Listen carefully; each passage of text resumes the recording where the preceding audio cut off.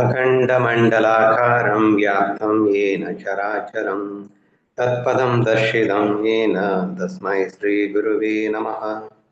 शङ्करं शङ्कराचार्यं केशवं बादरायणं सूत्रभाष्यकृतौ वन्दे ते भवन्तौ पुनः पुनः। ईश्वरो गुरुरात्मेति मूर्तिभेदविभागिने व्योमवद्यात्मदेहाय தட்சிணாமூர்த்தயே நமஹ. பவித்ரேந்திரயானி நதிக்கரையில் அமர்ந்து ஞானேஸ்வர் மகாராஜின் சமாதியினர்கள் ஏக்நாத் பாகவதர் இயற்றிய ஏக்நாத் பாகவதம் என்ற நூலினை நாம் தொடங்கி இருக்கின்றோம். இதில் 68 ஸ்லோகங்கள் நிறைவேறிவிட்டு 69வது ஸ்லோகத்தை நாம் இன்று தொட்டிருக்கின்றோம். நேற்று தான் நமக்கு அந்த 60க்கு மேல உள்ள ஸ்லோகங்களை படிக்கும்போது தான் இந்த ஏக்நாத் பாகவதத்துல என்ன இருக்கு அப்படிங்கிற விஷயத்தை நம்ம தெரிஞ்சுக்கிட்டோம். இந்த ஏக்நாத் பாகவதம் அப்படிங்கிறது ஒரு ஏக்நாத் அப்படிங்கிற ஒரு ஞானியால் எழுதப்பட்டது அப்படின்னா கூட அவர் எழுதும்போது என்ன ஃபீலிங்ல எழுதியிருக்கார் அப்படின்னா பிரம்ம பாவத்திலிருந்து எழுதியிருக்கின்றார். இந்த எழுத்து ஒவ்வொன்றும் ஞானிகளாலும் ஈஸ்வரனாலும் எழுதப்பட்ட ஒரு எழுத்தே தவிர இது நான் எழுதினேன் என்ற பாவத்தில் எழுதப்பட்டது அல்ல என்ற ஒரு விஷயத்தை மிக தெளிவாக அவரே குறிப்பிட்டு விட்டார். அப்படி குறிப்பிட்டு மேலும் இந்த கிரந்தம் எதை கொண்டு அமைய போகிறது அப்படிங்கிறதும் கூட அந்த ஞானிகளும் ஈஸ்வரனுமே சேர்ந்து நிர்ணயம் செய்கிறார்கள். எப்படி மகாபாரத கதையிலே ஒரு அங்கமாக பகவத்கீதை என்று ஒன்று வந்ததோ அப்படி பாகவதத்தின் இறுதியில் வருகின்ற ஒரு கீதை தான் உத்தம கீதா என்ற ஒரு விஷயம். சோ அந்த உத்தம கீதையை நீ எடுத்துரைக்குமாறு அந்த ஞானிகளும் ஈஸ்வரனும் பணிக்க அதை சிறமேற்கொண்டு இவர் இந்த கிரந்தத்தை எழுதுவதாக நாம் இதுவரை பார்த்தோம். சரியா? இப்போ அதை முடித்த பிறகு இதை நீ ஸ்டார்ட் பண்ணு அப்படின்னு அவங்க ஆணையிட்டுட்டாங்க. ஓகே, நம்ம ஸ்டார்ட் பண்றதுக்கு முன்னாடி என்ன இருந்தாலும் குலதெய்வத்தை வணங்குவது முக்கியம் அல்லவா என்ற ஒரு விஷயம் அவருக்கு தோன்றி அவர் இப்போது குலதெய்வத்தை வணங்கும் ஒரு முயற்சியில் இறங்குகிறார். இப்போது நான் இங்கிலீஷ்ல படிக்கிறேன். 69th shloka. Now I bow to the family deity who is instantly one with Eknatha. Without that unity, she does not allow any other narration to proceed. ஒரு விஷயத்தை நான் திரும்ப திரும்ப உங்ககிட்ட சொல்லிக்கிட்டே இருக்கேன். நீங்க குலதெய்வம் அப்படின்னுட்டாலோ ஈஸ்வரன் அல்லது சரஸ்வதி, லக்ஷ்மி தேவி, சரஸ்வதி தேவி, கணபதி, ஸோ இப்படி டயட்டிஸ் அப்படின்னு சொல்லக்கூடிய இந்த விஷயங்கள் எல்லாத்தையுமே நீங்க இறைவன் அப்படிங்கிற ஒரு போர்வைக்குள்ள போட்டுட்டீங்கன்னா உங்களுக்கு கன்ஃபியூஷனே இருக்காது அப்படின்னு நம்ம சொல்றோம். ஸோ எப்படி ஒரு கவர்மெண்ட்டுக்கு எக்கச்சக்கமான டிபார்ட்மெண்ட்ஸ் தேவைப்படுதோ அந்த மாதிரி இந்த உலகத்தை சரிவர திறம்பட நடத்த, ஏன்னா அந்த ஜீவன்களின் எண்ணங்களை அவங்களுடைய கர்மாக்களை எப்படி எப்படி எந்தெந்த நேரத்துல எப்படி எல்லாம் கொடுக்கணும் அப்படிங்கிற அந்த விஷயத்த செய்யறதுக்கு இந்த மாதிரி டயட்டிஸ் தேவைப்படுது அப்படின்றத நீங்க புரிஞ்சுக்கோங்க. சிம்பிளி நம்ம அத்வைத கிரந்தத்துல ஈஸ்வரா அப்படின்னு ஒரு கான்செப்ட் இருக்கு. அந்த ஈஸ்வரன் தான் இப்படி எல்லா டயட்டிஸ் ஆகவும் தெய்வங்களாகவும் நாமம் கொடுக்கப்படுகிறது என்பதை புரிந்து கொள்ள வேண்டும். ஸோ இப்போ அதே கான்செப்ட்ல இங்கே குல தெய்வம் என்று அழைக்கப்படுவதையும் கூட நீங்கள் அந்த ஈஸ்வரனை குறிப்பிடுவதாக நினைத்து கொண்டால் உங்களுக்கு கன்ஃபியூஷன் இருக்காது. எனிவே இப்போது அந்த குலதெய்வத்தை பற்றி பேசும்போது ஒரு பெரிய கதையே சொல்லுகிறார். தன் குல தெய்வத்தின் கதையை சொல்லி அந்த கதையின் வாயிலாக அத்வைத சித்தாந்தத்தை நிறுவும் ஒரு முயற்சி இங்கே ஏக்நாத் மகாராஜால் நடந்திருக்கிறது அப்படின்னு நினைக்கிறேன். ஸோ அதை எனக்கு தெரிஞ்ச வரைக்கும் அந்த குலதெய்வத கதைனா என்ன அப்படின்னு சொல்லிட்டு இதே ChatGPT-யே கேட்டேன். அது சொல்லி அந்த அடிப்படையின் வைத்துக்கொண்டு இந்த குலதெய்வ கதை அப்படிங்கிறதையும் எனக்கு தெரிஞ்ச வரைக்கும் சொல்றேன். இப்போது நான் குலதெய்வத்தை வணங்குகிறேன். அவள் ஏகநாதருடன் உடனடியாக ஒன்றிருப்பவள். அந்த ஒருமை நிலை இல்லாவிட்டால் வேறு எந்த கதையையும் அவள் தொடர விட மாட்டாள். ஸோ சிம்பிள், ஈஸ்வரன் கிருபை இல்லாம எதுவுமே நடக்காதுங்கிறது எல்லாருக்குமே தெரியும். அவனன்றி அணுவும் அசையாது அப்படிங்கிறது உங்களுக்கு தெரியும். அப்போ இப்ப நான் எழுத போறேன் அப்படின்னு சொன்னா அதை நானா எழுத முடியும்?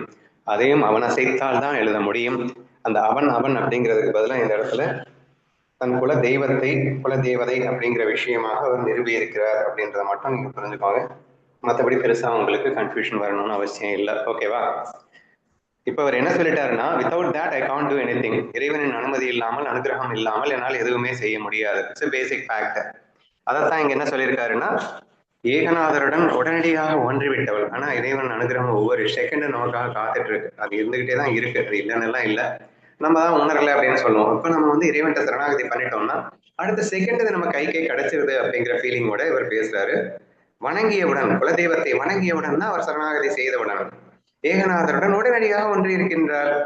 அந்த ஒருமை நிலை இல்லாவிட்டால் வேறு எந்த கதையை அவள் தொடர வேண்டும்ட்டால்னா எதுவுமே செய்ய முடியாது. எந்த கதைன்னு மட்டும் இல்லை, எதையுமே நீ செய்ய முடியாது அப்படிங்கிற மாதிரி எடுத்துக்கோங்க. சரியா? வேற எந்த கதை அப்படிங்கிறத விட you can't do anything without the support of God. இறைவன் அனுமதி இல்லாம உங்களால ஒண்ணுமே பண்ண முடியாது. ஆனா அதுக்காக நீங்க ஒண்ணுமே செய்ய வேண்டியதில்லை. அவனை ஜஸ்ட் வணங்கினா போதும் அப்படின்னு அவன்கிட்ட ஒப்படைச்சா போதும். அவன் காத்துட்டு இருக்கான், எப்படா இவன் நம்ம கிட்ட வருவான், நம்ம இவனுக்காக எல்லாமே பண்றதுக்கு தயாரா இருக்கமே அப்படின்னு சொல்லிட்டு. ஸோ தேர்ஃபோர் நீ ஜஸ்ட் அவனை வணங்கு, அவன் கிட்ட ஒப்படைச்சிரு. செகண்ட் அவன் உனக்காக வருவான். அவன் இல்லைன்னா ஒண்ணுமே பண்ண முடியாது. அவன் உன்னோடு எப்போதும் ஒன்றி இருந்து இந்த செயலை செய்து கொடுப்பான் அப்படிங்கிற ரீதியில அந்த குலதெய்வத்தின் ஒரு வர்ணனையை அவர் ஸ்டார்ட் பண்ணுகிறார். சரியா? We'll move on to the next shloka now. 70th one. So இந்த கதைகள்ல வருகின்ற இந்த அத்வைத விஷயங்களை மட்டும் நம்ம கொஞ்சம் டைம் எடுத்து பேசுவோம். கதைகளை நம்ம கொஞ்சம் ஃபாஸ்டாகவே மூவ் பண்ண ட்ரை பண்ணுவோம். ஓகேவா? 70th one. When that one form was shown in the mind, it appeared the same among the people and in the forest. It was heard in the ears and spoken by the mouth. The one and the only Ekavira. குலதெய்வத்தின் பேர். சரியா? இப்ப ஈஸ்வரன் ஈஸ்வரன் நான் முதல்ல சொல்லிக்கிட்டே இருந்தேன்ல. இப்ப பாருங்க, அத ஈஸ்வரன் தான் அப்படின்னு நிரூபிக்கிற மாதிரி அடுத்த ஸ்லோகத்தையும் நமக்கு வருது. அந்த ஒரே ஒரு உருவம் மனதில் தோன்றிய போது அது மக்களிடையேயும் காட்டிலேயும் ஒன்றாகவே தெரிந்தது. காதுகளில் கேட்டதும் வாயால் பேசியதும் அந்த ஒன்றே ஆன ஏகவீரா தேவியே. இந்த குலதெய்வத்துக்கு பேரு. சரியா? குலதெய்வத்தை வணங்குகிறேன்னு மொட்டையா போயிட்டாரு. அந்த குலதெய்வத்தோட பேர் என்னன்னு சொல்லணும் இல்லையா? அந்த பேர் வந்து ஏகவீரா என்று அந்த குலதெய்வத்திற்கு பெயர் அப்படிங்கிறத புரிஞ்சுக்கோங்க. இது வந்து ஒரு பெண்ணின் பெயர் தான் இங்கே ஏகவீரா என்று அழைக்கப்படுகிறது. அது ஏன் ஏகவீரா என்று அழைக்கப்படுகிறதுன்றதை அத்வைதமாக அவர் எக்ஸ்பிளைன் பண்ணுவார். அவர் பண்ணும்போது நானே எக்ஸ்பிளைன் பண்றேன். இப்ப இந்த இடத்துல என்ன சொல்லியிருக்காரு அப்படின்னா, அந்த தெய்வத்தை ஈஸ்வரனாக அவர் வர்ணிக்கிறார். அப்போ ஈஸ்வரா வேற, இந்த தெய்வம் வேற நீங்க நினைச்சிடக்கூடாதுல்ல. நான் தான் சொல்லிட்டே இருக்கேன். அப்போ நம்ம அத்வைத கிரந்தப்படி பிரம்மம், ஈஸ்வரன், ஜீவன் ஒரு 3 நேம்ல நம்ம பேசிட்டே இருப்போம். இங்க ஜீவன் அப்படிங்கிறது ஈஸ்வரன் சரண ஆயிட்டு இருக்கு அப்படிங்கிறதுனால மேக்சிமம் ஈஸ்வரன் பிரம்மம் அப்படிங்கிற ஆஸ்பெக்ட்ல வந்திருக்கு அப்படின்றதையும் பேசிட்டு இருக்கோம்.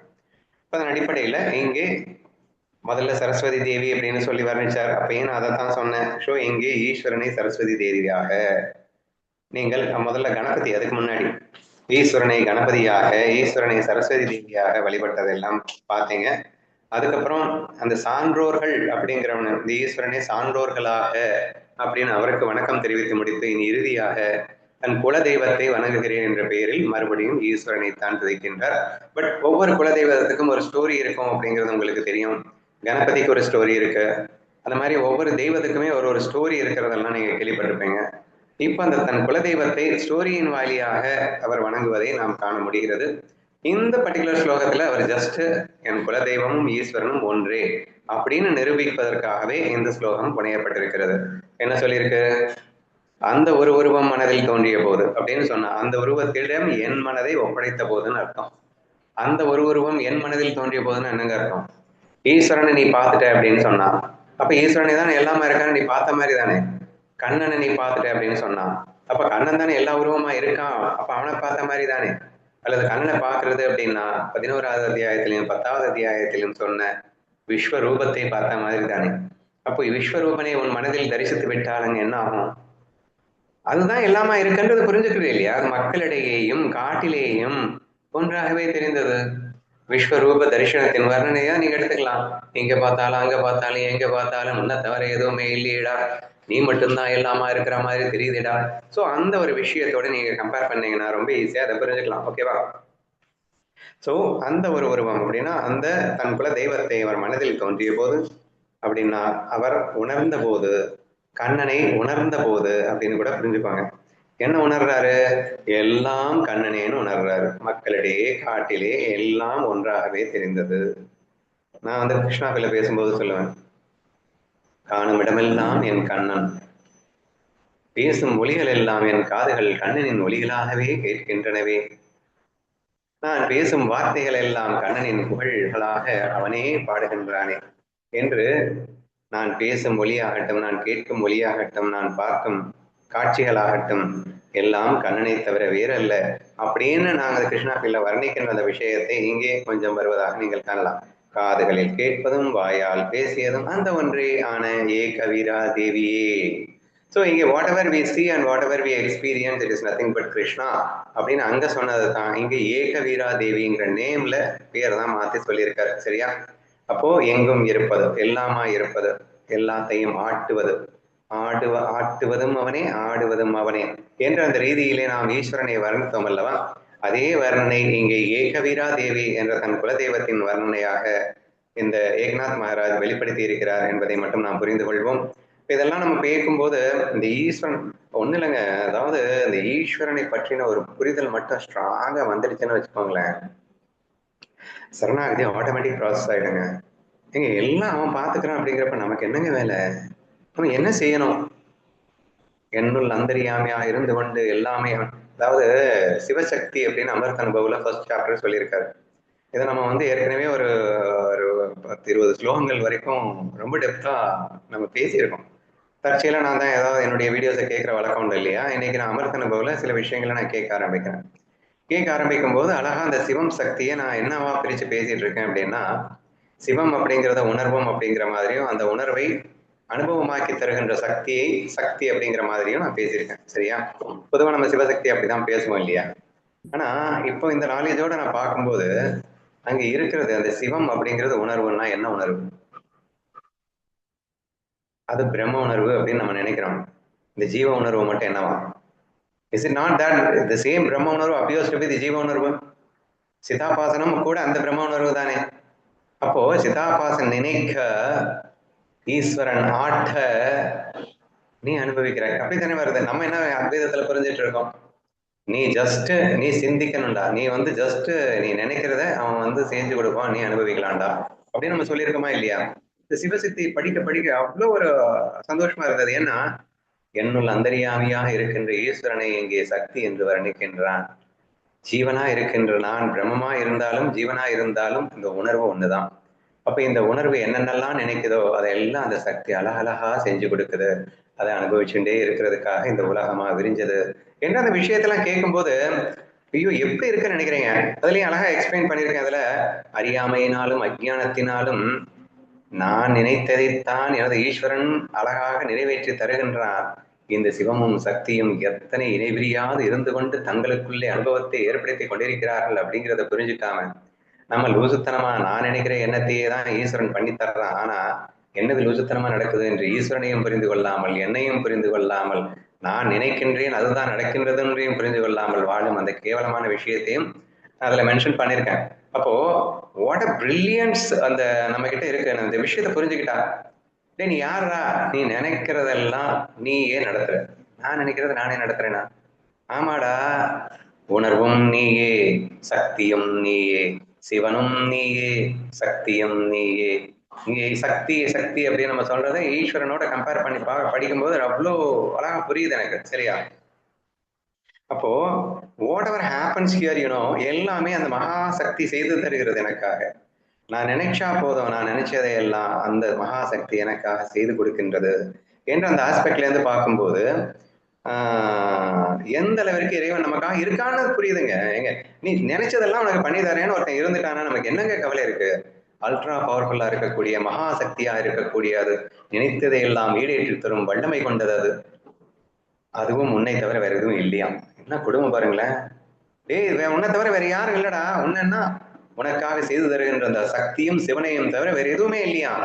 இங்க காணுகின்ற உலகம் அது உன் எண்ணத்தை உன் மகாசக்தியால் நீ நிறுவியதா. நானே தான் இங்கே பல தோற்றங்களாக தோன்றிக் கொண்டிருக்கிறேனாம். எதை வைத்துன்னா என் மகாசக்தியை வைத்தான். எனது உணர்வு எனது மகாசக்தியை வைத்து இந்த உலகமாக விரிந்ததா. இதெல்லாம் எண்ணி பாருங்களேன். Have beautiful it is. So just இவ்வளவு பெரிய தத்துவ உண்மையை மறந்து விட்டு நம்ம வேஷத்துல மாட்டின்ட்டு இருக்கோம், அதுல உட்காந்துட்டு இருக்கோம், மனசை நம்பிக்கிட்டு மனசு உணர்வுல ஒட்டிக்கிட்டு என்னமோ பண்ணிட்டு இருக்கோம் போங்க. சரி, இப்போ இந்த ஏகவீரா தேவியை அவர் புகழும் போது அந்த இறைவனின் வர்ணனை அவ்வளவு அழகா வந்திருக்கு. அந்த கிருஷ்ணாப்பில நம்ம சொன்னது எல்லாமே வருது. காதுகளில் கேட்டதும் வாயால் பேசியதும் அந்த ஒன்றே அணையே கவிரா தேவியே. அப்ப ஏகவீரா தேவியை ஏகநாத் புரிஞ்சுக்கிட்ட மாதிரி நம்ம கண்ணனை நம்ம புரிஞ்சுக்கிட்டோம் அப்படின்னு சொன்னா என்ன ரிலாக்ஸேஷன் ஒண்ணுமே பண்ண வேணாங்கன்றாங்க. எல்லாம் அவன் பண்ணிப்பான் அப்படின்னா நமக்கு என்னங்க வேலை? சரி புரிஞ்சுப்போம், அதுதான் புரிஞ்சுக்கணும். நெக்ஸ்ட் போவோமா? 71. Those two forms of Shiva and Shakti merged into the single form of Ekavira. This Ekavira became pregnant and gave birth to the one hero, Ekavira.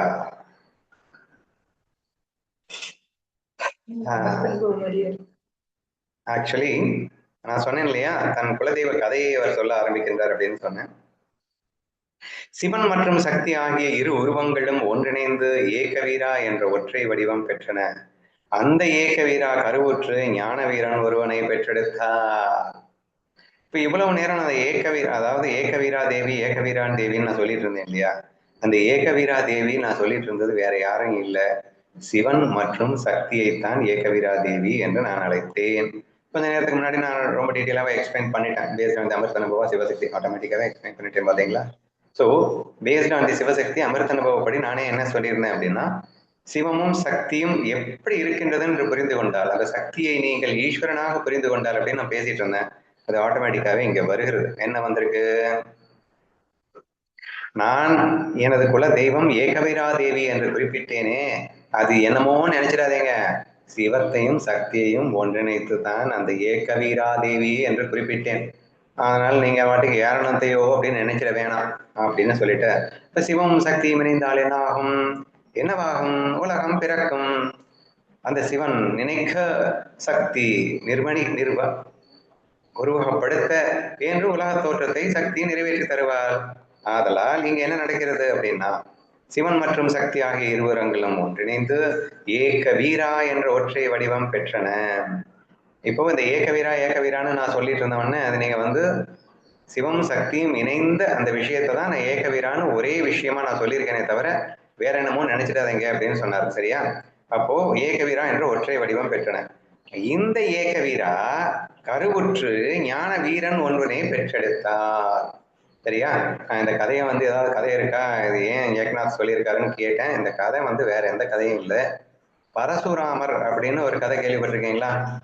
யாருக்காவது டீட்டெயிலா பரசுராமர் கதை தெரியும்னா சொல்லிடுங்க. ஏன்னா அந்த கதை தான் நம்ம அடுத்து படிக்க போறோம். சுதா, உனக்கு தெரியுமா?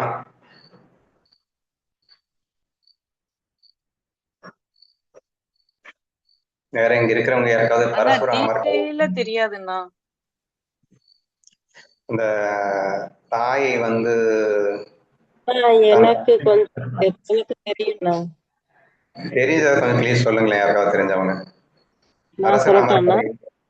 ஏன்னா இப்ப இந்த ஏகவீரா கருவுற்று ஞான வீரன் ஒருவனை பெற்றெடுத்தாலும் இருக்கு இல்லையா, அந்த ஞான வீரனுக்கு பேர் வேற யாரும் இல்ல, பரசுராமர் தான். பரசுராமர் சொல்லுங்க. பரசுராமர் இவருடைய அம்சம், அவதாரம் தானே, பலராமனுக்கு முந்தின, ராமருக்கு முந்தின அவதாரம் தான் பரசுராமர். இவர் ஜமதகிரி முனிவருக்கும் ரேணுகா தேவிக்கும் பிள்ளையா பிறந்திருக்காரு. இவர் அந்த ரேணுகா தேவி அந்த அம்மா ரொம்ப பத்திவிரத்தை. எப்படி இருப்பாங்க? ஜமதக்னி முனிவர் தான், அவரும் முனிவர் தான். அவங்க காட்டுலதான் ஆசிரமம் மாதிரி அமைச்சுக்கிட்டு அங்கதான் இருப்பாங்க. இந்த அம்மா என்ன பண்ணுவாங்கன்னா, எப்படிப்பட்ட பத்திவிரத்தைனா, அந்த அம்மா ஆத்துக்கு தண்ணி எடுக்க போவாங்களாம். இங்க அபிஷேகம் பண்றதுக்கு தண்ணி எடுக்க போவாங்களாம். அவங்க ஹஸ்பண்டுக்கும் முனிவருக்கும் எல்லாத்துக்கும் தண்ணி வேணும் இல்லையா, அவங்க பாராயணம் பண்றதுக்கு, அதுக்கு இதுக்கு எல்லாத்துக்கும் தண்ணி வேணும். அது எடுக்க போவாங்களாம். எப்படின்னா அந்த ஆத்து மணல்லையே பானை பண்ணுவாங்களாம். ஆத்து மணல்ல பானை பண்ணவே முடியாது. அது நிலைக்காது, வடிவமும் வராது. ஆனா அந்த அம்மா ஆத்து மணல்லையே பானை பண்ணி அதுலயே ஜலம் எடுத்துட்டு குடிலுக்கு வருவாங்களாம். அந்த மாதிரி இருக்கும்போது அவருக்கு இந்த ஜமதக்னிக்கு 2-3 பசங்க இருக்காங்க. அதோட தான் இவரு பரசுராமரும் அதுல ஒண்ணு. அப்போ ஒரு நாள் பானை செய்யும் போது ஆத்து பக்கத்திலேயே, தண்ணி பக்கத்திலேயே அந்த தண்ணி மணல்ல பானை செய்யும் போது மேல ஒரு கந்தர்வன் போவானா. அந்த கந்தர்வனை அந்த நிழல்ல, இந்த தண்ணியில தான் பார்ப்பாங்க. அந்த ஷேடோவ தண்ணியில தான் பார்த்துட்டு அந்த அம்மா, எவ்ளோ அழகா இருக்கா கந்தர்வன். அந்த மாதிரி ஒரு நெனச்சதுக்கு அந்த அம்மாவுக்கு பானை செய்யவே வராதாம்.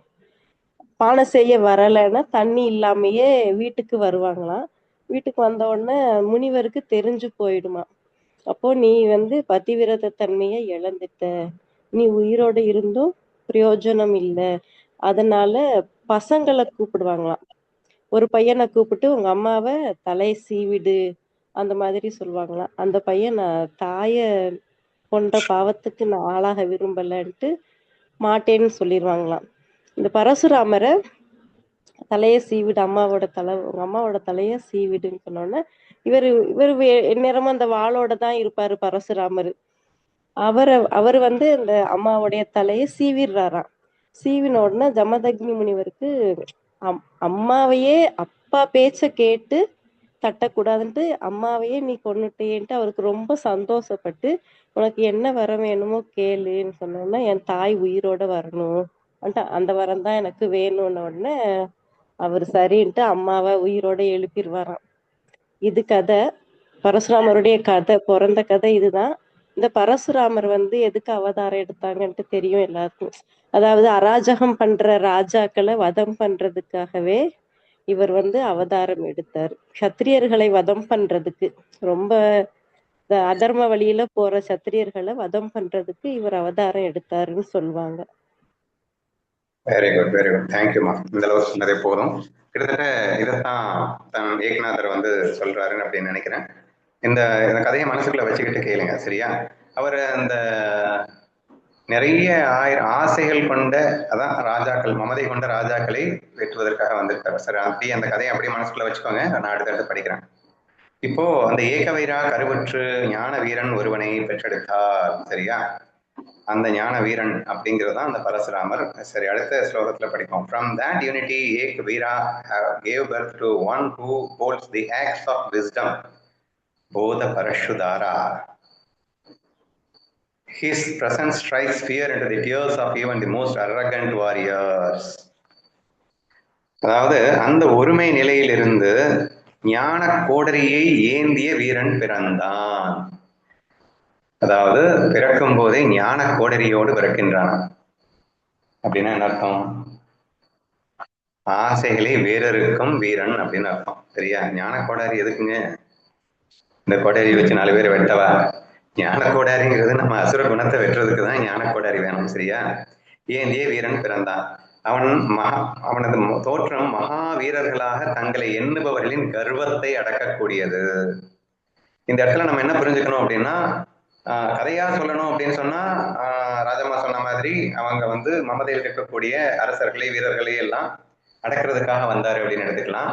தத்துவமா சொல்லணும்னா, நமக்குள்ளே இருக்கக்கூடிய அசுரர்கள் இருக்காங்க இல்லையா, அந்த அசுரர்களுக்கெல்லாம் வெட்டி வீழ்த்தி அவங்களுக்கெல்லாம் பாடம் கொடுக்கறதுக்காகவே இந்த தெய்வ குழந்தை பிறந்திருக்கிறது அப்படின்றத நம்ம புரிஞ்சுக்கணும். ஓகேவா? ஸோ அந்த சிவம் மற்றும் சக்தி ஒரு ஞான குழந்தையை பெற்றெடுக்கிறது ஞான கோடாரியோடு.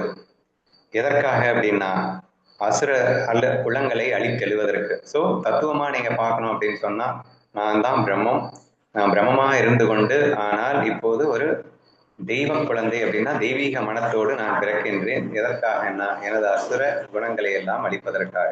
ஜஸ்ட் ஃபன்னு பிளே அப்படிங்கிற ஃபீலிங்ல இருந்து இந்த கதையை நீங்க பாருங்க, சரியா? பிறந்ததுமே மாயையை அழித்தார். மாயையை அழித்தார் அப்படின்னா என்ன அர்த்தம்? எனது அசுர குணங்களை வேட்டையாடினார் அர்த்தம். தந்தையின் ஆணையை பின்பற்றி அவருக்கு மகிழ்ச்சியை அளித்தார். தந்தையின் ஆணை அப்படின்றது என்ன? தன் தாயை வெட்ட சொல்லி பின்பு வரம் கேட்டு பெற்று தந்தார்னு ஒரு கதை சொன்னாங்க இல்லையா, அதுதான் இந்த இடத்துல தந்தையின் ஆணையை பின்பற்றி அவருக்கு மகிழ்ச்சி அளித்தார். இவ்வாறு அவர் வெற்றியாளராகி திசையெங்கும் இன்பத்தை பரப்பினார். சோ இந்த இடத்துல அவர் பிறந்ததுமே மாயை அளித்தார் அப்படிங்கிற அந்த விஷயம் வருது. அவர் எல்லா அரசர்களின் கோபத்தை எல்லாம் அளித்தார் அப்படிங்கிறதோட மட்டும் இல்லாம, தாயை அந்த இடத்துல அந்த கதையில வரக்கூடிய அந்த கதையை ஞாபகம் வச்சுக்கோங்க. தந்தையின் ஆணையை பின்பற்றி அவருக்கு மகிழ்ச்சியை அளித்தார்னு என்ன அர்த்தம்? தந்தை என்ன ஆணை கொடுத்தாரு? தாயை அளித்தார். இங்க தாயை அப்படிங்கிற இடத்துல என்ன புரிஞ்சுக்கணும்னா, அந்த கதைப்படி அந்த தாய்க்கு ஒரு ஆசை வருவது போல் வந்தது. அந்த ஆசையை ஞான கோடாரியை கொண்டு வெட்டினார் அப்படின்னு அர்த்தம். பின் மீண்டும் உயிர் கொடுத்தார் அப்படிங்கிறதுக்கு என்ன அர்த்தம் அப்படின்னா, நீங்க இந்த உலக மாயையை வெறுக்கணும்னு அவசியம் இல்லை. இந்த உலக மாயை பொய்ன்னு புரிஞ்சுக்கிட்டு நீங்க மாயையில இருக்கலாம், தப்பில்லை. ஆனா அந்த உலக மாயை உண்மைன்னு நீங்க புரிஞ்சுக்கிட்டு இருந்தீங்கன்னா அது எவ்வளவு பெரிய துன்பம் என்பதை புரிந்து கொண்டு ஒரு கணம் அந்த தாயானவள் இந்த மாயை உண்மை என்று நம்பினால் அந்த நம்பிக்கையை வேரோடு வெட்டி தள்ளுகின்றார் இந்த ஞான கோடரியை கொண்டு. ஞான கோடரியை கொண்டு அந்த நம்பிக்கையை வெட்டி தள்ளி பின் மீண்டும் தந்தையின் அருளால் அவளுக்கு உயிரை விடுகிறாள். இப்போ அவளுடைய மனம் பரிசுத்தமாகி விடுகிறது. அவள் ஞானம் பெற்றவளாக மீண்டும் பிறக்கிறாள். அதாவது இப்போ அந்த உலகம் தெரியுது, இந்த உலகம் காணாமல்லாம் போகல, ஆனால் அந்த அஜ்ஞானம் மறைந்து விட்டது. உலகம் உண்மை என்று நம்பி அந்த அஜ்ஞானம் அழிந்தது, மாயையை உண்மை என்று நம்பி அஜ்ஞானம் அழிந்தது. ஸோ மாயையை அழித்தார் அப்படின்னு சொன்னா அந்த மாயை உண்மை என்று நம்பிக்கையை அழித்து அவர் மாயையிலே தன் தாயை இருக்க வைத்தார் அப்படிங்கிற மாதிரி நீங்க புரிஞ்சுக்கணும். ஓகேவா? பிறந்ததுமே மாயை அளித்தார், தந்தையின் ஆணையை பின்பற்றி அவருக்கு மகிழ்ச்சியையும் அளித்தார். இவ்வாறு அவர் வெற்றியாளராகி திசையெங்கும் இன்பத்தை பரப்பினார். இப்படி அந்த பரசுராமர் அப்படிங்கிறவர் எத்திசையிலும் ஒரு இன்பத்தை பரப்ப வேண்டும் அப்படின்னு சொன்னார். இப்ப இதுல இந்த தத்துவம் என்ன அப்படின்னு என்ன புரிஞ்சுக்கணும்? நமக்குள்ள இருக்கக்கூடிய எல்லா அசுர குணங்களையும் மாயை உண்மை என்று நம்பிக்கொண்டிருக்கின்ற அந்த அஜ்ஞானத்தை ஞான கோடாரி கொண்டு நீ வெட்டி வீழ்த்து அப்படிங்கிறது இன்டைரக்டா நமக்காக சொல்லியிருக்காருன்னு புரிஞ்சுக்கணும். சரியா? பரசுராமனுடைய அவதாரம் என்ன சொல்லுகிறதுன்றதுதான் இங்க முக்கியம். ஒவ்வொரு அவதாரமும் ஒரு நோக்கத்தோட தானே வந்திருக்கு. அப்போ அந்த பரசுராமர் என்பது ஞான கோடாரி. அப்ப நமக்குள்ளே ஞான கோடாரி கொண்டு பரசுராமன் இருக்கின்றான். அவனை வைத்துக்கொண்டு நீ உன்னுடைய எல்லா அசுரர்களையும் வெட்டி வீழ்த்தி தள்ளி அந்த தந்தையின் இந்த இடத்துல பிரம்மத்தின் அப்படின்னு ஆசைன்னு வச்சுக்கோங்களேன், ஈஸ்வரனின் ஆசையை நீ நிறைவேற்றுகிறாய் அப்படிங்கிற மாதிரி கூட வச்சுக்கோங்க. ஓகேவா? 73 73 முடிச்சிட்டேன்.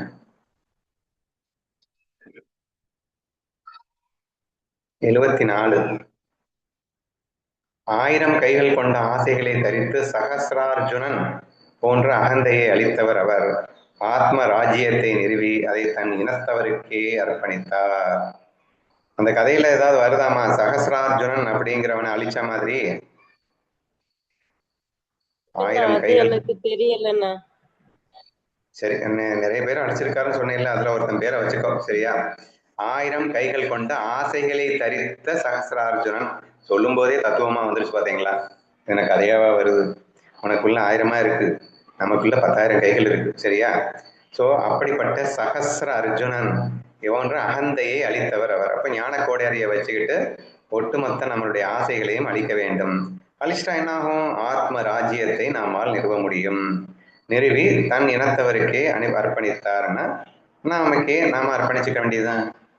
வேற யாருக்கு நம்ம அர்ப்பணிக்க முடியும்? நாம தானே விழுந்திருக்கோம் கீழே. இப்ப நாமளே தான் எந்திரிச்சு நிக்கணும். அப்படி நம்மை நாம் அழித்துக் கொண்டிருக்கின்ற அந்த விஷயத்திலிருந்து நம்மை நாம் மீட்டெடுக்க வேண்டும் என்ற நோக்கத்தில் அந்த தன் குலதெய்வத்தின் கதையை அப்படியே சொல்லி கொண்டு வருகிறார். அதுல இருந்து நம்ம பரசுராமர் கதையிலிருந்து என்ன எடுத்துக்கணுமோ அதை மட்டும் நீங்க எடுத்துக்கிட்டே வாங்க. சோ இந்த இடத்துல இந்த பரசுராமரின் கதைகள்ல அவர் 1000 கைகள் கொண்ட ஆசைகள் தெரிவித்த சகசராஜன் ஒருத்தன் இருந்திருக்கான், அவன் அழிச்சிருக்கான் அப்படிங்கிற மாதிரியும், அதனால் ஆத்ம ராஜ்யத்தை நிறுவி இருக்கிறார் அப்படிங்கிறது டைரக்டாவே தத்துவமா நமக்கு புரியுது. ஸோ தேர்ஃபோர் நமக்குள்ளே இருக்கும் ஆசைகளை அழித்து ஆத்ம ராஜ்யத்தை நிறுவுவோம் அப்படிங்கிறது தான் இந்த பர்டிகுலர் ஸ்லோகம். 75 இது எல்லாமே வருது பாருங்க. By slaying the mother he brought her back to life. She became our family deity. Her fame spread through her own name as Ekanatha spoke of the one soul. தாய் என்னும் மாயையை கொன்று அவளுக்கு உயிர் கொடுத்தார். அவளே எமது குல தெய்வம் ஆனாள். ஏகநாதர் ஆத்ம ஒருமையை பேசியதால் அவளது புகழ் அவள் பெயராலேயே பரவியது. ஏகவீரா தேவி அப்படிங்கிறது பரசுராமருடைய தாய். அவங்க சொன்னாங்க இல்லையா, ஜமதக்னி முனிவர் அப்படின்னு, அவங்க 2 பேருக்கும் பிறந்த குழந்தை பரசுராமர் அப்படிங்கிறது சொன்னாங்க இல்லையா. அதுல அந்த தாய் அப்படிங்கிறவர் இவருடைய குலதெய்வமாக. ஏன்னா மகாராஷ்டிரால லோனாவாலா அப்படிங்கிற பக்கத்துல ஒரு மலை கோயில்ல இந்த தாய் இந்த நம்ம பார்த்தது கூட அதான் இருக்கும்னு நினைக்கிறேன். சரி, இங்கே நான் ஜெமினி என்ன சொல்லுச்சு அப்படின்னா, லோனாவாலா பக்கத்துல இருக்கான். மகாராஷ்டிரால நிறைய பேருக்கு அவள் தான் குலதெய்வமா இருக்கலாம். அவளுக்கு பேரு ஏகவீரா தேவினே அப்படின்னு சொல்லுவாங்களாம். ஆக்சுவலா அவள் யாரு அப்படின்னு சொன்னா, அந்த ஜமதக்னி முனிவருடைய மனைவி, பரசுராமரால் தலை சீவப்பட்டு மீண்டும் உயிர் பெற்றவள். உயிர் பெற்று அவள் இப்போது புனிதமாக முழுமையான ஈஸ்வரியாக, அதாவது இறைவனாகவே மாறிவிட்டவள். அப்படிங்கிற அந்த ஸ்தலத்துல இருந்து அவள் அருள்வாளித்துக் கொண்டிருக்கிறாள் அப்படிங்கிறது தான் அந்த கதை. சரியா? சோ அந்த கதையை இங்க அப்படியே சொல்லியிருக்கிறார். தாய் என்னும் மாயையை கொன்றவளுக்கு உயிர் கொடுத்தார். நான் ஏற்கனவே சொன்னது அப்படியே வந்துருச்சு. சோ தாய் என்னும் மாயையை கொன்றவர் அப்படின்னா, தாய்க்குள்ளிருந்த அந்த அறியாமையை கொன்றவர், அல்லது மாயை உண்மை என்று நம்பிய அந்த நம்பிக்கையை கொன்றவர் அப்படின்னு அர்த்தம். சரியா? அவளுக்கு உயிர் கொடுத்தார் அப்படின்னு சொன்னா, மீண்டும் அந்த புனிதமாக அந்த நம்பிக்கையில் மாயை என்று புரிந்து கொண்டு வரும் ஒரு தன்மையை கொடுத்தார் அப்படின்னு எடுத்துக்கோங்க. அப்படிப்பட்ட அந்த தாய் தான் எமது குலதெய்வம். சரியா? குலதெய்வத்தை பறிக்கும்போது இந்த குலதெய்வம் யாருன்றது உங்களுக்கு சொன்னதுக்காக அந்த பரசுராமர் கதையெல்லாம் சொல்லி, ஏகவீரா என் குலதெய்வத்தையை வழங்கினேன் அப்படின்னு மொட்டையா அப்படி சொல்றது. அந்த ஏகவீரா யாருன்னு நீங்க தெரிஞ்சுக்கணும்ல. அந்த ஏகவீரா வேற யாரும் இல்லை, பரசுராமரின் தாய் தான் அவள். அந்த மாயையை வெட்டி மீண்டும் உயிர் பெற்று அந்த பரசுராமர் கொடுத்த அந்த தாயை தான் நாங்கள் எங்கள் குலதெய்வமாக வைத்திருக்கின்றோம் என்று இங்கே ஏக்நாத் மகாராஜ் சொல்லியிருக்கிறார். சரியா? அவளே எமது குலதெய்வம் ஆனாள். ஏகநாதர் ஆத்ம ஒருமையை பேசியதால் அவளது புகழ் அவள் பெயராலேயே பரவியது. இப்போ ஏக்நாத் மகாராஜ் வந்து ஆத்ம ஒருமைப்பாட்டை தான் அதிகமா இவர் அத்வைதத்தான் பேசியிருக்காருன்னு நினைக்கிறேன். அவளது புகழ் அவள் பெயராலேயே. என்னது ஏகநாத் ஏக வீரா அப்படிங்கிறது அவளுடைய பேரு. Her fame spread through her own name as Eknatha, spoke of the own soul. என்ன சொல்ல வராரு? இல்லன்னா அவரோட இந்த இதுதானே, அவளுடைய பேராலேயே அவ வந்து எல்லா இடத்துக்கும் பரவப்பட்டிருக்கா. இல்ல, ஆக்சுவலா தன்னுடைய குலதெய்வ பேர் தான் இவர் வச்சிருக்காரு. அதே ஏகவீராங்கிற அந்த நம்ம பொதுவா அந்த குலதெய்வ பேர் எல்லாம் குழந்தைங்களை வைப்பாங்கல்ல. நான் ஏகநாதர்ங்கிற பேர் எனக்கு எப்படி வந்துச்சு அப்படின்னா, அந்த ஏகவீரா அப்படிங்கிற என் குலதெய்வத்தின் பேரை தான் ஏகநாதன் அப்படின்னு சொல்லிட்டு எனக்கு பேர் வச்சிருக்காங்க அப்படின்னு சொல்றாரு. ஏகநாதா ஆத்ம ஒருமைப்பாட்டை பேசியதால் அவளது புகழ் அவள் பெயராலேயே பரவியது அப்படின்னு சொன்னா, ஏகவீரான் இந்த ஈஸ்வர தத்துவத்தை ஏகநாதன் என்ற பெயரில் அவளது புகழ் அவள் பெயராலேயே பரவுகிறது அப்படின்னு எடுத்துக்கணும். சரியா? இங்க ஏகநாதன்றது அவளோட பேர் தானே. ஏகவீராங்கிற பேரை ஏகநாதன் மாறி வச்சிருக்காங்க. இப்போ அந்த ஏக்நாத் தான் அந்த ஈஸ்வரனை பற்றிய தத்துவத்தை மிக விரிவாக நமக்கெல்லாம் அத்வைத தத்துவத்தை சொல்லி கொடுக்கின்றான். அப்படிங்கிறதுனால இந்த இடத்துல ஆத்ம ஒருமைப்பாட்டை பற்றி இந்த ஏகநாதன் பேசியதால் அவளது புகழ் அவள் பெயராலேயே பரவியது. இங்கே அவளதுங்கிறது ஏக வீரா, அவள் பெயராலேயே அப்படின்னு சொல்றது ஏகநாதர் அப்படின்னு எடுத்துக்கிட்டீங்கன்னா there is no confusion at all. So her own name as Eknatha spoke of the own soul. One soul. Okay, இதைத்தான் அங்கே பேசியதாக நம்ம எடுத்துக்கலாம். ஓகேவா? சோ தன் குலதெய்வத்தின் கதையை முழுவதுமாக சொல்லிக்கொண்டு அவளது பெயராலேயே எனக்கும் பெயரிட்டு இருக்கின்றேன் அப்படின்றத சொல்லிக்கிட்டு மேற்கொண்டு அந்த ஏக வீரன் என்ற தன் தாயின் பெருமையை ஏகநாதர் என்ற பெயரிலே அவளே தன் புகழை பாடுகிறார். நான் பாடுறேன்னு சொல்ல மாட்டார்ல இவரு. அதனால எப்பயுமே வந்து நான் செய்யல, அவளே தான் இன்னொரு நாமத்தை ஏகநாதன் என்ற பெயர் என் நாமத்தை ஏற்றுக்கொண்டு அவளே தன் புகழை பாடுகிறாள் அப்படின்னா ஆத்ம போதத்தை விளக்குகிறாள், ஆத்ம ஒருமையை பேசுகிறாள் என்று ஒரு விஷயமாக அழகாக தன் குலதெய்வ கவிதையை சொல்லி முடித்திருக்கிறார். We will go to the 76th one now. From the moment she was slain nature. என்னடா நான் இப்போ ஃபர்ஸ்ட் வந்து தாய் என்னும் மாயை கொன்று அவளுக்கு உயிர் கொடுத்தார் அப்படின்னா, அந்த மாயையை நீங்க என்ன சொல்லிட்டீங்க? அந்த மாயை உண்மை என்று நம்பிய நம்பிக்கையை கொன்றவர் அப்படின்னு சொல்லிட்டீங்க. இப்ப உயிர் கொடுத்தார் அப்படின்னா அந்த இப்ப சித்தாபாஸ் வந்து பிரம்மமா ஆன மாதிரியா? இப்ப சித்தாபாஸ்க்கு அறியாமை இருக்கும் போது அந்த அறியாமைய வந்து கொன்னுட்டு திரும்பவும் வந்து அது பிரம்மம் அப்படின்னு காட்டுறதுதான் உயிர் கொடுத்தாருன்னு அர்த்தமா? திரும்பவும் சித்தாபாஸ் வந்துருச்சு. ஆனா இந்த சித்தாபாஸ் கிட்ட மாயைன்னு நல்லா தெரியும். இந்த சித்தாபாஸ்க்கு பொதுவா மாயை சித்தாபாஸ் வேணா அறியாம இருக்குன்னு வச்சுக்கோங்கடா அப்படின்னு நம்ம சொல்றது உண்டு இல்லையா? சோ இப்ப முதல்ல சித்தபாஸ் அறியாம இருந்தது, இப்போ அந்த சித்தாபாஸ்ட அறியாம இல்லை, அவ்வளவுதான் டிஃபரன்ஸ். எப்ப அறியாம இல்லையோ அப்ப ஆட்டோமேட்டிக்காவே நம்ம ஈஸ்வரன் ஐக்கியம் ஆயிட்டோம்னு தான் அர்த்தம்.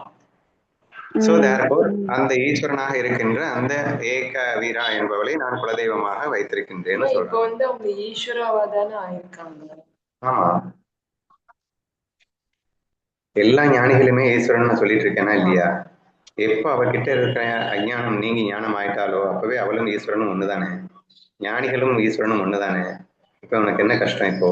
இல்லன்னா அவங்க பிரம்மமா ஐக்கியமால அவங்க ஈஸ்வரன் ஆயிட்டாங்க.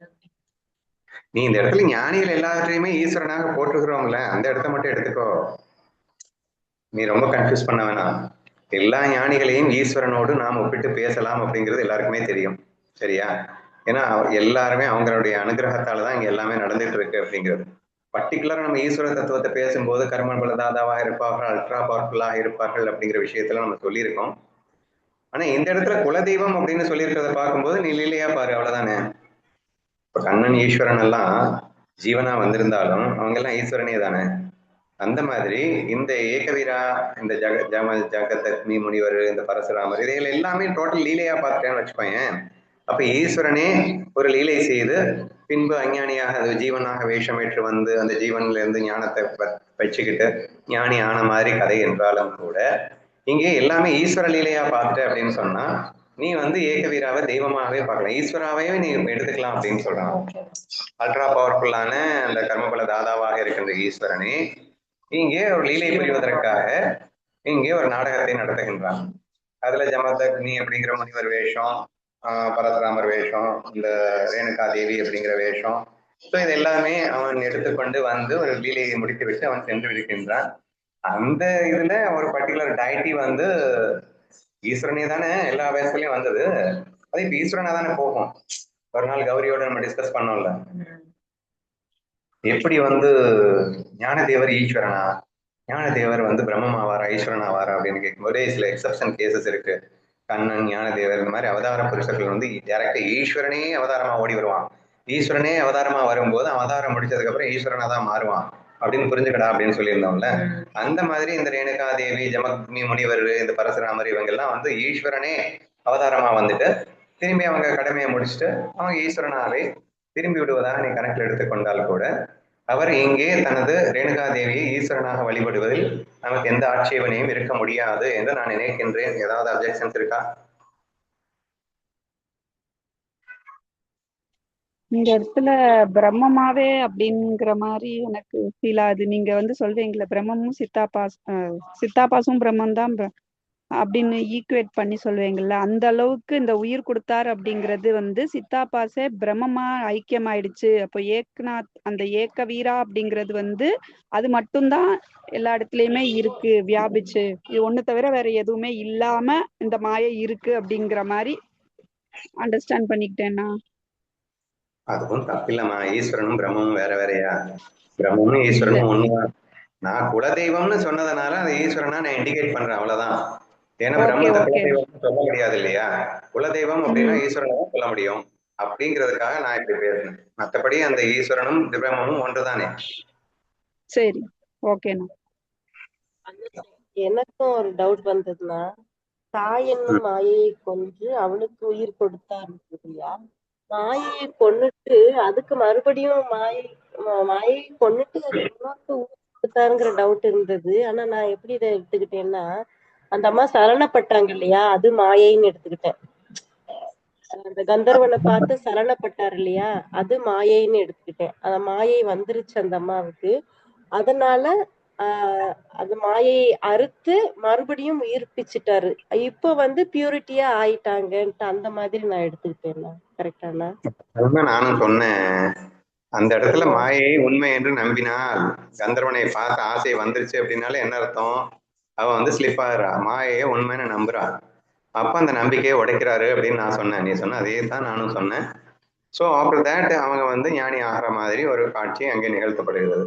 பட் இது எல்லாமே ஈஸ்வர லீலையா பார்த்தீங்கன்னா அவளை ஈஸ்வரன் என்று சொல்வதில் தவறல்ல அப்படின்னு நான் சொன்னேன். அவ வந்து பிரம்மமா தானே பார்க்க முடியும், ஈஸ்வரனா எப்படி பார்க்க முடியும்? அஞ்ஞானத்திலேருந்து ஞானத்துக்கு வந்தவங்க அப்படின்னு சொன்னா அது ஈஸ்வர லீலையா பார்த்தேன்னா எடுத்துக்கலாம். ஏன்னா குலதெய்வம்னு இவர் சொல்லியிருக்கிறதுனால அதை ஈஸ்வரனாக எடுத்துக்கொள்ளும் பொருட்டு எனக்கு அப்படி தோன்றியது. அதை நான் சொல்லியிருக்கிறேன். ஓகேவா? அந்த குலதெய்வம்னு கொண்டு வரும்போது ஈஸ்வரனை அக்செப்ட் பண்ண முடியுதுண்ணா. ராஜம்மா சொன்னது இன்னும் நல்லா புரிஞ்சது. நல்லா அந்த பிரிச்சு சொன்னது இன்னும் நல்லா புரிஞ்சது. நான் சொன்னது புரிய மாட்டேங்குதுங்கிற. சரி, அப்படி இல்லைன்னா அவங்க கதையில இருந்து கொண்டு வரும்போது இன்னும் நல்லா புரிஞ்சதுங்கிற. அவ சொன்னதுதான் நானும் சொன்னேன்னு சொன்னேன். அது புரியல உனக்கு. சரிண்ணா, ஓகேண்ணா. போய் சொன்னமா சும்மா சொன்ன அழுதுறாத மாதிரி இருக்கலாம் வந்து. From the moment she was slain, nature was transformed, attachments were quieted, and she became the true mother of the universe. Jagadamba. அவரே சொல்றாருமா எல்லாத்தையும் அடுத்தடுத்து. நாமளா என்னத்தை பேசிட்டு இருக்கோம். ஜெகதம்பா எல்லாரும் கும்பிடுவாங்க அந்த ஊர்ல. ஜெகதம்பா அவள் மாயிலிருந்து விடுபட்ட அந்த கணமே அப்படின்னா அவள் பியூரிஃபை ஆன அந்த கணமே இயற்கை மாறியது அப்படின்னா என்ன அர்த்தம்? அவர் குணாதீதன் ஆகிவிட்டார் அப்படின்னு அர்த்தம். இயற்கை பிரகிருதி மாறியது. உலக பற்றுகள் அடங்கின. அவள் அகில உலகத்திற்கும் தாயான ஜெகதம்பாவாக திகழ்ந்தார். அவரே சொல்லிட்டாரு, அகில உலகத்திற்கும் தாயாக ஜெகதம்பான்னு சொல்லும் போதே அவள் ஈஸ்வரன் ஆனாள் அப்படின்னு தான் அவர் சொல்லியிருக்காரு. சரியா? எப்போ அந்த மாயிலிருந்து விடுபட்டாலோ அந்த கணமே மீண்டும் அவள் ஈஸ்வரனாக மாறினாள். அது எப்படி ஈஸ்வரனாக முடியும்? ஜீவன் ஈஸ்வரனாக முடியாதுன்னு கேட்காதீங்க. ஈஸ்வரனவே அவதாரமா வந்திருந்தா ஈஸ்வரனா தான் ஆக முடியும்ன்ற கான்செப்டை வச்சுக்கிட்டு மீண்டும் ஈஸ்வரன் ஆனார். பற்றுக்கள் அடங்கின. ஈஸ்வரனா தானே இருக்கிறா, அதனாலதான் மணல வச்சு தட்டி பண்றாரு. அது சரி, அது சரி. சோ தேர்ஃபோர் இந்த இடத்துல அந்த ஜெகதம்பா அப்படிங்கிறவ வந்து தன் தாயை அவர் ஜெகதம்பா என்று அழைக்கிறார். அவள் இப்போது புனிதமாகிவிட்ட காரணத்தினால் அவள் ஈஸ்வரன் ஆகிவிட்டாள் அப்படின்னு அவரே வந்து இந்த ஸ்லோகத்தில் எடுத்துரைக்கிறார். ஸோ நம்ம 77க்கு போயிடலாம். இப்போ taking her into his lap, he gave great assurance. Even in difficult cases, peace is found just by remembering her name. இதுதான் ரொம்ப முக்கியம். அவளை தன் மடியில் இருத்தி அவர் மகா அபயம் அளித்தார். இக்கட்டான துன்பங்களிலும் அவளது திருநாமத்தை சொன்னாலே போதும், மனம் அமைதி பெறும். அவளை தன் மடியில் இருத்தி அப்படின்னு சொன்னது வந்து யார? பரசுராமர் தன் மடியில்னா பரசுராமரின் மடியில் தன் தாயை இருத்தின்னு எடுத்துக்குவா. Taking her into his lap, he gave great assurance, even in difficult cases. I think அப்படித்தான் வருது. அதாவது தன் தாயை தன் மடியில் இருத்தி மகா அபயம் அளித்தார். இக்கட்டான துன்பங்களிலும் அவளது திருநாமத்தை சொன்னாலே போதும், மனம் அமைதி பெறும். அவரை ஈஸ்வரனா மாத்திட்டாருங்க. பரசுராமர் அப்படிங்கிற ஒரு அவதாரமா வந்து தன் தாயை ஈஸ்வரனாக மாற்றி விட்டார். இப்போ அவள் வந்து ஒரு ஈஸ்வரனாக திகழ்கிறாள். உனக்கு என்ன கஷ்டம்னாலும் அடுத்த செகண்ட் அவள் வந்து உனக்கு ஃபுல்ஃபில் பண்ணி வைப்பா. இக்கட்டான துன்பங்களிலும் அவளது திருநாமத்தை சொன்னாலே போதும், மனம் அமைதி பெறுகிறது. அவளை ஈஸ்வரனாக இந்த பரசுராமர் மாற்றிவிட்ட காரணத்தினால் அவளது நாமத்தை சொன்னாலே நீங்கள் எல்லா துன்பங்களிலிருந்து விடுபடுவீர்கள். இது எல்லாமே தன் குல தெய்வத்தை புகழ்பாடுகிறாருன்னு மட்டும் நீங்க புரிஞ்சுக்கோங்க. நீங்க உங்க குல தெய்வத்தை யார் வேணா எடுத்துக்கோங்க, இது நத்திங் ராங். பட் ஈஸ்வரன்ற கான்செப்ட் மனசுக்குள்ள வச்சுக்கோங்க. நமக்கு எல்லாத்துக்கும் தலைவனாக ஒருவன் இருக்கின்றான். அவன் தான் நம்மை ஆட்டிக் கொண்டிருக்கின்றான். அவன் இன்றி அணுவும் அசையாது. அவன் இப்போதும் நம்மை அனுகிரகம் ரசித்துக் கொண்டிருக்கின்றான். ஸோ எல்லாமே ஜஸ்ட் நீங்க இந்த கதையில ஈஸ்வர தத்துவத்தை ஸ்ட்ரென்தன் பண்றதுக்கு மட்டும் யூஸ் பண்ணிக்கிட்டா போதுங்க. பெருசாலாம் நீங்க ஒன்றும் புரிஞ்சுக்கணும்னு அவசியம் இல்லை. நமக்கு எசன்ஸ் தானே முக்கியம் கதைகள்ல இருந்து. ஸோ தேர்ஃபோர் அந்த ஈஸ்வரனை ஸ்ட்ரென்தன் செய்வதாக மட்டும் இந்த ஓவியில் தெரிந்து கொள்வோம். அவளது திருநாமத்தை சொன்னாலே போதும், மனம் அமைதி பெறும். ஸோ ஈஸ்வரன் ஒருத்தர் இருக்கான், அவனை நினைச்சாலே போதும், அவன் நாமத்தை சொன்னாலே போதும், நீங்க தன்யமாகி விடுவீர்கள் என்ற அந்த விஷயத்தை மட்டும் இந்த ஸ்லோகத்தில் எடுத்துக்கொள்வோம். 78. Victory to the mother of the universe with the cry of Udo. உடோ உடோ அப்படின்னு சொல்லி மகாராஷ்டிரா மக்கள் கத்துவாங்களாமே. உட்டோ உட்டோவா. The book begins. She appeared spontaneously in the intellect born from the womb of yoga. ஜெகதம்பாவிற்கு வெற்றி உண்டாகட்டும். உதோ அப்படின்னா வெற்றி முழக்கமா. ஜெகதம்பாவுக்கு வெற்றி உண்டாகட்டும் உதோ என்று கூறி இந்த நூல் தொடங்குகிறது. யோகத்தின் கருப்பையில் தோன்றி புத்தியில் அவள் தானாகவே வெளிப்பட்டாள். யோகம்னா இந்த ஞான யோகம்னு புரிஞ்சுக்கோங்க. இந்த ஞான யோகம் இப்பதான் பிறக்க போகுது, இந்த புக்கு பிறக்க போகுது. அந்த கருப்பைக்குள்ள தோன்றி புத்தியில், யாருக்கு, நம்ம ஏக்நாத் மகாராஜுடைய புத்தியில் அவள் வெளிப்பட்டு விட்டாள். அப்படின்னா ஈஸ்வரன் தானே புக் எழுத போறான், சரியா? அந்த ஈஸ்வரன் தன் குலதெய்வம் ஈஸ்வரன் அப்படின்னு எக்ஸ்ட்ராவா சொல்லியிருக்காரு தவிர நீங்க எதுவும் கன்ஃபியூஸ் பண்ணிக்காதீங்க. இப்போ குலதெய்வம் ஈஸ்வரன் வேற ஈஸ்வரன் இருக்காங்கன்னா கேட்காதீங்க. ஈஸ்வரன் ஒருத்தன் தான். ஸோ அவர் வலிசிய கணபதியை வழிபட்டாரு, சரஸ்வதி வழிபட்டாரு, ஈஸ்வரனை பல நாமங்களை வழிபடுறாரு. இப்ப தன் குலதெய்வத்தன் அப்படிங்கிற நாமத்திலையும் அந்த ஈஸ்வரனை வழிபடணும்னு ஆசைப்படுறாரு அப்படின்னு மட்டும் நீங்க புரிஞ்சுக்கிட்டா போதும், சரியா? குரு மட்டும் சொல்லவே இல்லைண்ணா, ஜனார்தன அது அடுத்து வருது இல்ல, கடைசியில் விட்டுட்டு வரா என்ன? அடுத்துதான் குரு, சரியா? ஜனார்தன மகாராஜா எடுத்தவன ஒரு கோவில் ஆரம்பிச்சிட்டு அடுத்து கணபதி ஓடி போயிட்டாரு, அப்புறம் சரஸ்வதியை முடிச்சாரு, அப்புறம் சான்றோர்களை முடிச்சாரு, அப்புறம் குலதெய்வத்துக்கு வந்துட்டாரு. அடுத்து அந்த குருவான ஜனார்தன மகாராஜா தான் எழுத போவாருங்க. எத்தனை பேர் தான் இவருக்கு எழுத போறாங்கன்னு எனக்கு தெரியல, சரியா? முதல்ல கணபதி எழுதினாரு, அப்புறம் சரஸ்வதி எழுதினாருங்கிறாங்க. இந்த புக்கு யார் தான் எழுதினாங்க அப்படின்னு நீங்களா புரிஞ்சுக்கோங்க. ஸோ அதனாலதான் கன்ஃபியூஸ் ஆகாதீங்க. Name is the different, but ultimately ஈஸ்வரா இஸ் தி ஒன்லி ஒன். ஈஸ்வரன் ஒருவன் தான். அந்த ஒரே ஈஸ்வரனுக்கு பல நாமங்களை கொடுத்து அந்த பல நாமங்களில் உள்ள ஈஸ்வரனை விலாவரியாக வர்ணித்து தள்ளி அந்த அந்த டயட்டி தான் எனக்கு எழுதுது, இந்த டயட்டி தான் எனக்கு எழுத ஹெல்ப் பண்ணுது அப்படி இப்படின்னு சொல்றாரு. அப்படின்னா நீங்க பாட்டுக்கு அந்த அனன்ய பக்தி விட்டுட்டு இவர் என்னது இப்படி பக்தியில இருக்காருலாம் நினைச்சிடாதீங்க. இவர் அனன்ய பக்தியில தான் இருக்காரு. ஸோ அந்த ஈஸ்வரன் ஒருவனேங்கிறதுல இவளுக்கு எந்த விதமான டவுட்டும் இல்லை. அந்த ஒரே ஈஸ்வரனாகவே இருந்தாலும் பலவிதமான டயட்டிஸ்ல நமக்காக இந்த இறைவன் வாழ்ந்து கொண்டிருக்கின்றான் அப்படிங்கிறத புரிஞ்சுக்கோங்க. அவர் புரிஞ்சவர், அவர் லவ் அப்படி எக்ஸ்பிரஸ் பண்றாருங்க. உங்களுக்கு இந்த கதையை சொல்லட்டுமா? நான் ஒரு தடவை எங்கேயோ போயிட்டு இருக்கும்போது, ஏதோ நார்த் இந்தியன் டூர், அதெல்லாம் எனக்கு ஞாபகம் இல்லை. நான் தான் ஒரு பெரிய மறதி பேர்வழின்னு உங்களுக்கு தெரியுமே. ஸோ ஒரு சில விஷயம் மட்டும் எனக்கு ஞாபகம் இருக்கு. நான் கோயிலுக்குள்ள என்ட்ரி ஆகிறேன். இன்ஃபேக்ட் அந்த கிருஷ்ண பக்தி தலைக்கேறிய தருணம் அது அப்படின்னு வேணா சொல்லலாம். இப்படி எல்லாத்தையுமே கண்ணனாக பார்த்து அதிசயத்தை கண்டிருக்கின்ற இந்த வேலையிலே உள்ள என்ட்ரி ஆகிறேன். உள்ள என்ட்ரி ஆகும்போது முதல்ல கணபதியை பார்க்குறேன். அப்புறம் நிறைய தெய்வங்கள் அங்கே இருந்தது, சரியா? அந்த ஒவ்வொரு தெய்வமாக நான் பார்த்து கொண்டு வருகிறேன். ஒவ்வொரு தெய்வமாக நான் பார்த்து கொண்டு வரும்போது நான் எப்படி பார்த்தேன் அப்படிங்கிறது தான் ரொம்ப ரொம்ப முக்கியம். ஏன்னா அந்த காலகட்டத்தில் எதை பார்த்தாலும் கிருஷ்ணனா பார்க்கறது அப்படிங்கிறது என்னுடைய வழக்கமாக இருந்த காரணத்தினால, கண்ணா, கணபதியாய் வந்து எங்களை ரட்சிப்பதற்காக எத்தனை எத்தனை அருட்கொடைகளை வழங்குகின்றாய் என்று நான் கணபதியை வர்ணிக்கிறேனா கண்ணனை வர்ணிக்கிறேனான்னு நீங்களே யோசிச்சுக்கோங்க, சரியா? இப்போ நெக்ஸ்ட் அப்படியே அந்த பக்கம் போனேன். ஒரு டயட்டி இருந்தது, இந்த மாதிரி சரஸ்வதி, லக்ஷ்மி, இந்த மாதிரி எத்தனை எத்தனை வடிவங்கள் தரித்திருக்கின்றாய் கண்ணா, என்னை மகிழ்விப்பதற்கென்று எத்தனை எத்தனை உருவங்கள் தேவதைகளாகவே தரித்திருக்கின்றாய். ஜீவ வேஷங்களாக 1000 ரூபங்கள் தரித்தது போதாதென்று தெய்வ வேஷங்களாகவும் இத்தனை இத்தனை ரூபங்களா? என் ஒருவனை மகிழ்விப்பதற்காகவா இறைவா கண்ணா நீ இத்தனை ரூபங்களில் வந்து கொண்டிருக்கின்றாய் என்று ஒவ்வொரு டயட்டியாக பார்த்து கொண்டிருக்கும் போதும் என் மனம் உருக்கத்தில் சென்று கொண்டே வர கடைசியில் நிற்கிறான் என் கண்ணன். ஸோ அந்த கண்ணனின் டயட்டியை பார்த்த உடனே என் கண்ணுகளிலிருந்து தாரை தாரையாக மலை கொட்ட ஆரம்பித்து விட்டது.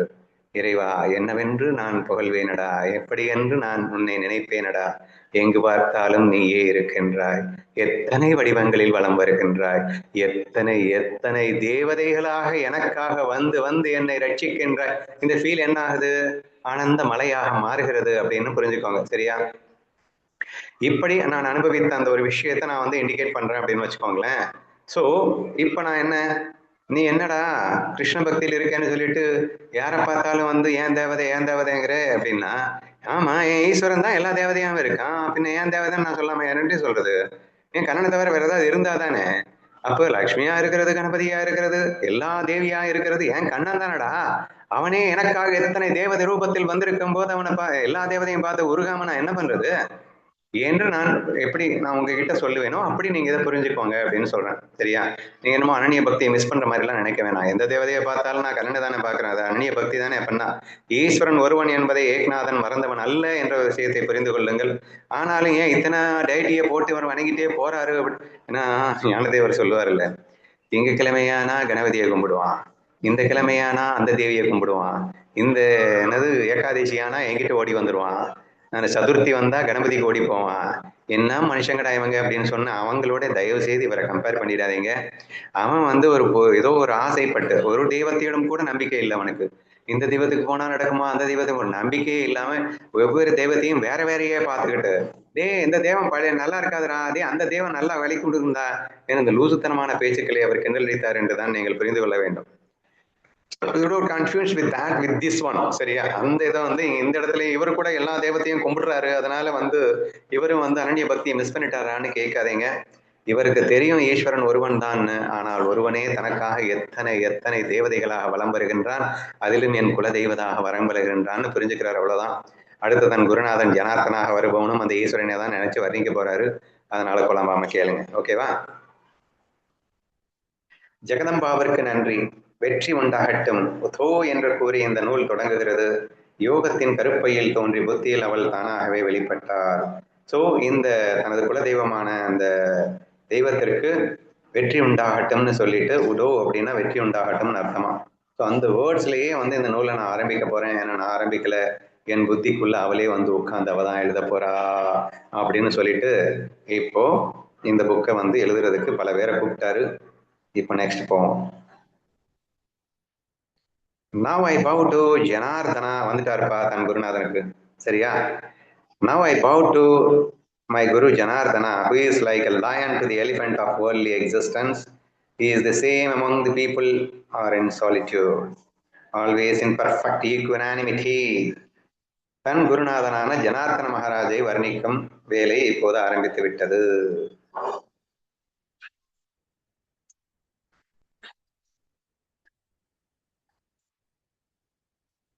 இதை ஒண்ணு மட்டும் வேணா படிப்போம்.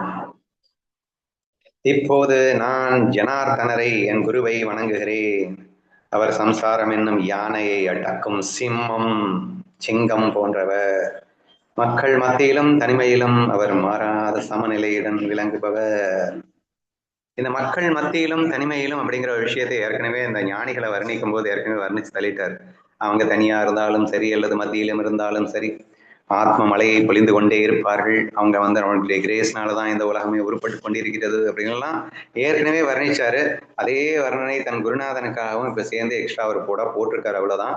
ஸோ அவர் எக்ஸ்ட்ராவா என்ன சொல்லியிருக்காரு அப்படின்னா, ஜனார்தன மகாராஜை வணங்குகிறேன். அவர் யாரா? சம்சாரம் என்னும் யானையை அடக்கும் சிம்பம் போன்றவர். யாராவது எக்ஸ்பிளைன் பண்ணுங்க. சுதா ட்ரை பண்றியா? சம்சாரம் என்னும் யானையை அடக்கும் சிங்கம், எக்ஸ்பிளைன்.